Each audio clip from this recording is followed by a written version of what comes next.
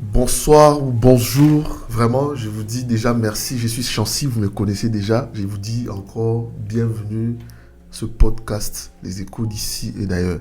Alors, je tiens à vous dire déjà merci pour votre fidélité, merci pour tout ce que vous faites pour nous, merci pour vos partages, vos messages, vos commentaires lors de nos émissions, ça nous fait vraiment chaud au cœur. Continuez comme ça et partagez encore ce podcast massivement pour que ça puisse toucher plusieurs personnes. Alors, aujourd'hui, je ne suis pas seul. Je suis avec quelqu'un à qui je dirais bonsoir, monsieur. Bonsoir, très cher Chancy. Alors, je te connais déjà. Hein. Je dirais bonsoir, man. Bonsoir, mon très cher ami. Alors, je te reçois aujourd'hui déjà. Merci d'avoir accepté mon invitation. Alors, avant d'aller plus loin, avant de te laisser te présenter déjà, comment tu trouves ce cadre, ce podcast? C'est avec honneur et bonheur que je me tiens en ces lieux. Merci pour ton invitation. T'en prie. Le cadre est parfait. Merci beaucoup. Depuis que je te connais, tu as le sens d'innovation, de créativité. Merci. Et tu as ce désir d'inspirer beaucoup de jeunes d'aller de l'avant et de dire que c'est possible. Donc, ce n'est que le résultat du fruit de ce que tu es. Merci beaucoup. J'ai le sourire en même temps. Vraiment, ça me fait chaud au cœur, c'est ce que tu dis. Alors, je te laisserai le soin de te présenter pour les personnes qui ne te connaissent pas. Je te laisse le soin de te présenter. Après, je t'annoncerai le thème, pourquoi je t'invite pour qu'on en discute. Certainement, tu le sais parce qu'on en a parlé. Mais je te laisse quand même le soin de te présenter. Merci beaucoup. Je suis Van Cliff Nkoy Emma, oui. De nationalité congolaise, marié, père de 2 enfants, de nationalité congolaise, de Brazzaville, PDG de Perfect Assistance et président de la Confédération des jeunes entrepreneurs et cadres d'Afrique subsaharienne au Maroc. Okay. Et pour ce mandat qui a commencé en 2024-2025, j'ai eu la grâce de présider également un mouvement des entrepreneurs marocains au niveau de la ville de Rabat qu'on appelle le CJD. D'accord, merci beaucoup. Ça fait beaucoup de casquettes, mais comme je te disais, là je t'invite pour qu'on puisse parler du volet entrepreneurial. Donc on ne pourra pas s'étaler sur tout ce que je venais de citer tout à l'heure, mais avant d'aller plus loin, je dois t'annoncer le thème qu'on était en train de discuter déjà ensemble depuis un moment, c'est comment pérenniser et développer son entreprise au Maroc. Comment pérenniser et développer son entreprise au Maroc. Déjà, avant de parler de ça, est-ce possible de créer une entreprise ici au Maroc? Super. Je pense que je le dis souvent, c'est que être subsaharien au Maroc, c'est une bénédiction parce que le Maroc est une terre d'opportunités. D'accord. Le Maroc, avec sa majesté, que Dieu l'assiste, qui a ouvert les lignes de collaboration avec nos différents pays d'Afrique subsaharienne, a créé une grande opportunité pour les subsahariens ici au Maroc et du Maroc vers nos pays. D'accord. Cela s'est décrit avec les lois qui ont été mises en place pour permettre aux étrangers, aux subsahariens, de créer leur entreprise librement au Maroc. Au Maroc, on a 3 statuts. Il y a plusieurs statuts juridiques. Je vais prendre les 3 peut-être. Pour créer une entreprise. Il y a plusieurs statuts juridiques. Okay. Je vais prendre peut-être les 3 qu'on utilise souvent, nous, les subsahariens. Okay. Premièrement, le statut d'auto-entrepreneur. D'accord. Qui est très simple. Je tiens à mentionner que je fais partie des premiers, pour ne pas dire le premier, auto-entrepreneur subsaharien au Maroc quand ça a été lancé en 2015 par Maroc PME. D'accord. C'est simple de devenir auto-entrepreneur juridiquement au Maroc. Tu as ta carte de séjour chez toi à la maison. Tu peux prendre le PC, tu te connectes sur le site du Registre national des auto-entrepreneurs et tu t'inscris. Tu n'as pas besoin d'un expert pour le faire. C'est simple. Tu vas avoir le mail de confirmation par ta boîte email. Tu actives, tu remplis les informations. Tu vas imprimer le formulaire que tu ramènes dans ta banque, que ce soit peu importe la banque, avec la copie de ta carte. 2 semaines, 3 semaines après, on t'appelle pour avoir ta carte et tu es officiellement auto-entrepreneur avec toutes les identifiants. Identifiant fiscal, numéro de taxe professionnelle, tout ce qui est officiel et tu exerces. Ok. Et après, il y a 3, il y a autre chose. Ça c'est l'auto-entrepreneur. Alors, il y a une autre qu'on appelle généralement une société. Là, il y a différentes statuts, SARL, SA, ainsi de suite. Ok. Mais la majorité des subsahariens, nous sommes dans les SARL, Société à responsabilité limitée. Ça arrive. Ok. Ça, pour le créer également, c'est simple. Le Maroc a permis à chaque subsaharien au Maroc de... On n'a pas l'obligation d'avoir un associé marocain pour créer une SARL au Maroc. D'accord. Si tu l'as, c'est bien, vous allez créer ensemble, mais sinon, tu n'as pas l'obligation. Ok. Tu peux le créer en étant seul, en SARL associé unique, ou à 2, à 3, jusqu'à 49. Vous pouvez Ok. mettre ensemble pour créer une SARL. Et ça, c'est très simple également à mettre en place. Et puis, il y a les coopératives. Alhamdulillah, comme je le disais, Sa Majesté, que Dieu l'assiste, a eu cette vision éclairée de pouvoir permettre aux subsahariens également d'avoir l'opportunité de créer des coopératives au Maroc, avec la loi 112-12 qui permet à toute personne étrangère de créer leur coopérative. Ok. Et la loi par rapport aux coopératives, il faut être 5 minimum pour pouvoir se lancer. Donc vous voyez que c'est simple de se lancer dans l'entrepreneuriat au Maroc. D'accord. Ça, c'est très bien. C'est très bien. Donc, il y a des possibilités de pouvoir le faire. Alors, admettons, prenons le cas de quelqu'un, parce que nous voyons des frères de la communauté subsaharienne ici au Maroc qui démarrent des entreprises, qui créent des business, mais après un moment, ça disparaît. Ça n'évolue pas. Comment faire, comme j'ai déjà annoncé, pour pérenniser et développer son entreprise ici au Maroc, une fois que c'est créé, comme vous venez de dire tout à l'heure? Super, ça c'est un constat qu'on a fait, parce que dans mes casquettes, comme je le disais, avec Perfect Assistance, on a un des axes qui est l'incubation. Donc on a eu accompagné des projets de l'Union européenne au Maroc depuis 2018 via des structures comme Solterre et autres, où il y a des programmes d'incubation que nous avons assurés. Après, il y a eu Work for Life, ainsi de suite. C'est que on s'est rendu compte de deux syndromes. Il y a deux syndromes. C'est qu'il y a le syndrome des porteurs de projets ou bien des entrepreneurs qui se lancent pour gagner des prix ou bien pour chercher des subventions, pour chercher de l'argent gratuit. Ok. Parce que, alhamdoulilah, au Maroc, il y a des mécanismes qui sont en place pour bénéficier des subventions Ok. quand vous lancez votre projet, Ok. y compris pour nous, les subsahariens. D'accord. Alhamdoulilah. Ok. Le problème, c'est qu'il y a de ceux qui les lancent et ils prennent l'argent ici. Au lieu de vouloir chercher à développer son entreprise, il va encore chercher où est-ce qu'il va trouver un autre fonds encore. Et ça fait que ça tourne de fonds en fonds, mais le business ne se développe pas. Oui. Et quand il n'y a plus de fonds, ça y est, le business s'écoule.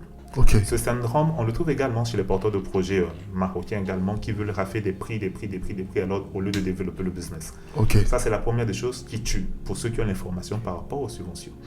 Deuxième syndrome, c'est que on a un process qu'on retrouve sur la majorité des subsahariens qui veulent se lancer. C'est que c'est les mêmes secteurs d'activité qui reviennent. Même secteur d'activité. Oui. Restauration, Coiffure. couture, Vente des produits. Couture. boutique Oui. africaine. Tout à fait. Les mêmes activités qui se retrouvent. Oui. Et ça fait que pour les premiers, ça peut marcher, mais les deuxièmes, les troisièmes, après, le marché est saturé. Tout à fait. Et par manque de professionnalisme et de soucis de qualité, on tourne en rond et on tombe. Oui. C'est des choses majeures. Alors la troisième des choses qui permettrait à un entrepreneur ou subsaharien au Maroc de pouvoir se lancer, pérenniser et développer son activité tout en étant flexible et agile, c'est de comprendre l'écosystème entrepreneurial marocain. Ok. Ça, beaucoup ne prêtent pas attention à ça quand ils se lancent dans le business. Ok. On pense que se lancer dans le business pour que ça réussisse, soit j'ai une très bonne idée, je vais lancer, je vais vendre. Ok. Ça ne marche pas comme ça.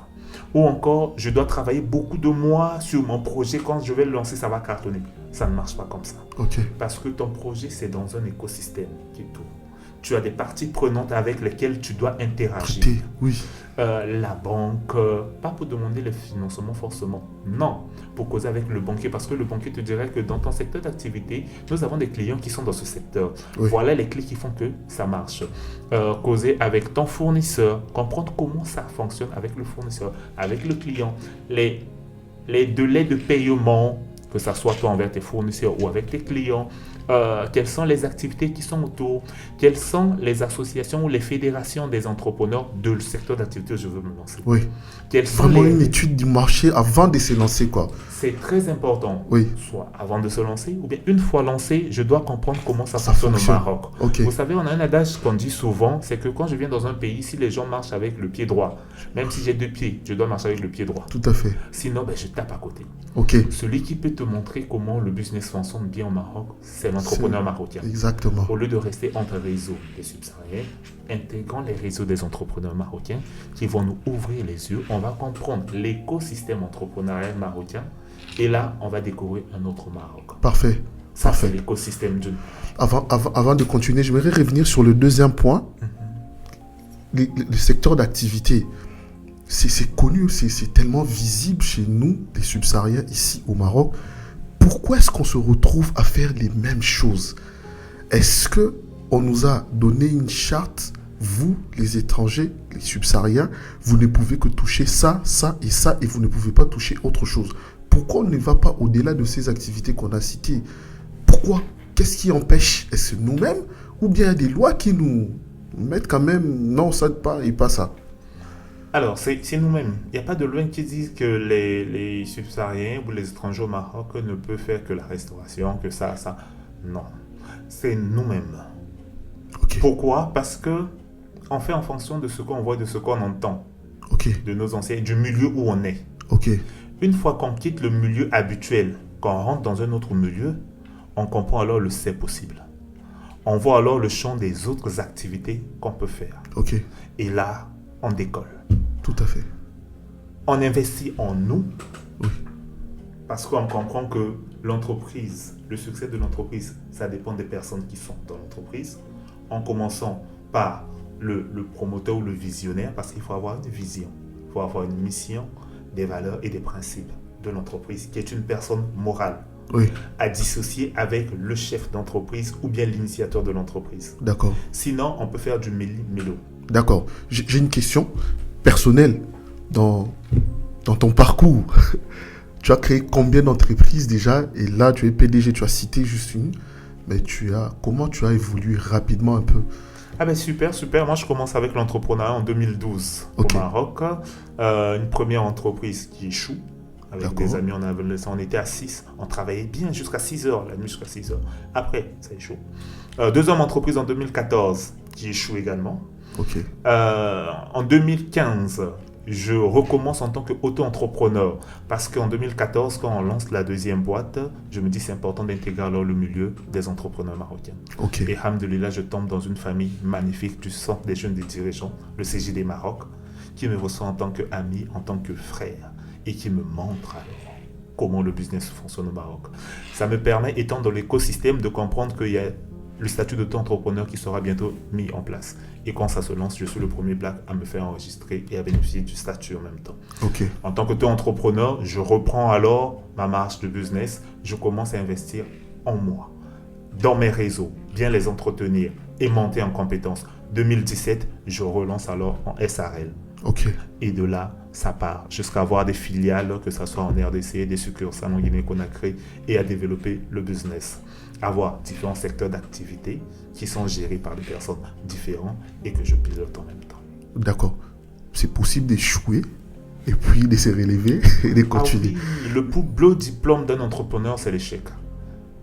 Ok. Plus tôt tu échoues, mieux c'est.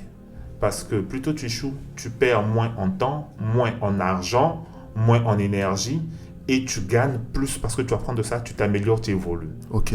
L'entrepreneur qui a peur de l'échec parce qu'on a grandi avec un mécanisme de l'école qui fait que échec égale tu es nul, Oui. alors que dans l'entrepreneuriat, échec égale tu as osé, tu as testé, tu as appris de là et tu as évolué. Parfait. Parfait.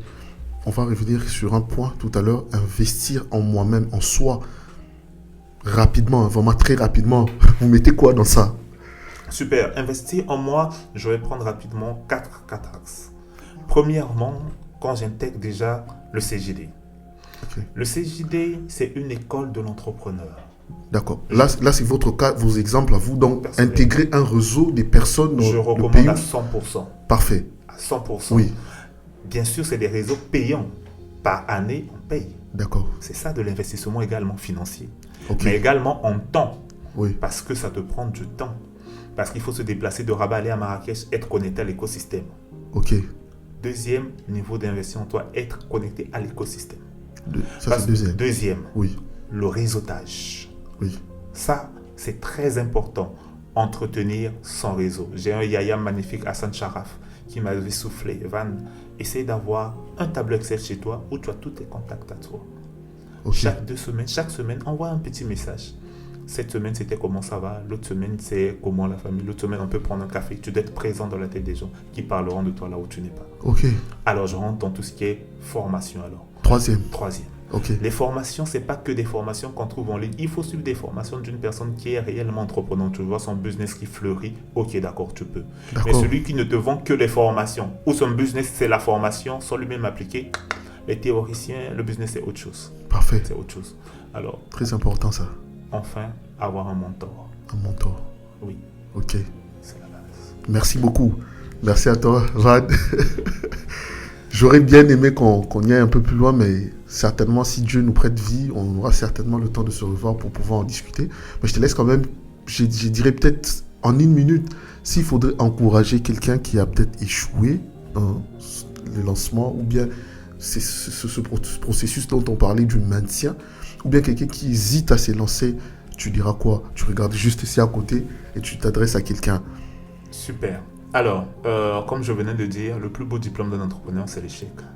Si tu t'es lancé et que tu as échoué, estime-toi heureux. Regrette juste beaucoup de temps que tu as pris avant de te lancer. Parce que tu fasses 1 mois, 2 jours, 1 année, quand tu vas te lancer, tu vas échouer. Mieux échouer plutôt pour apprendre et t'améliorer au fur et à mesure. Regarde l'exemple de tous les grands Jack Ma, ainsi de suite. Combien de fois ils ont échoué avant de pouvoir se lancer et développer? Tu comprendras ça, c'est simple. Donc, ça veut dire que mon cher, lance-toi maintenant et aujourd'hui. N'aie pas peur de l'échec.